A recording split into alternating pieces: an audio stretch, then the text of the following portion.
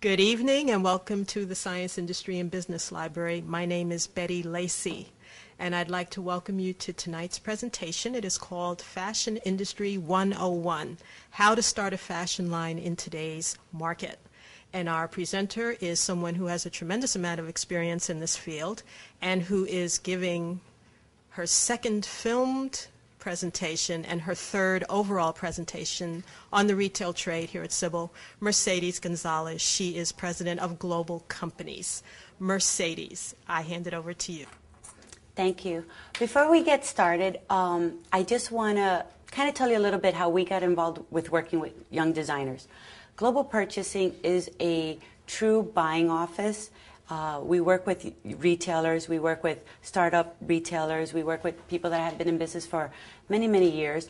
And one of the things that they all have in common is that they want to find up-and-coming talent. They really do want to have designers in their stores, brands in their stores that the department stores yet haven't captured. So in working with young designers, we come across a lot of problems. We come across production problems, quality control problems, costing problems.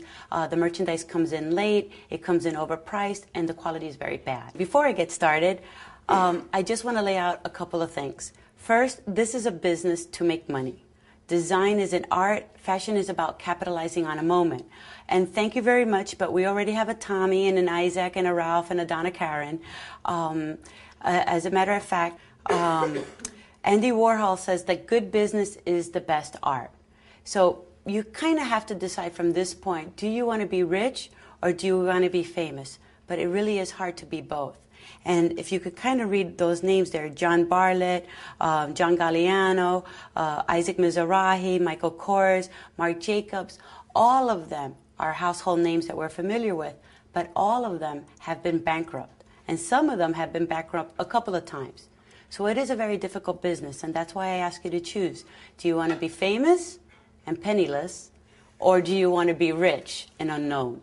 So sometimes in this industry, it doesn't quite work together. So where to start? The first thing is you have to know who you are.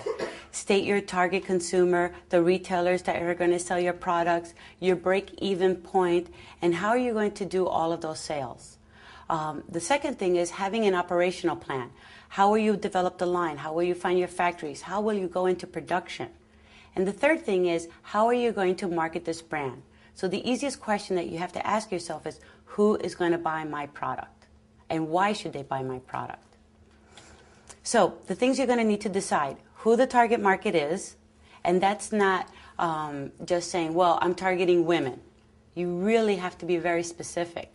What your price points are, who are you going to hang with?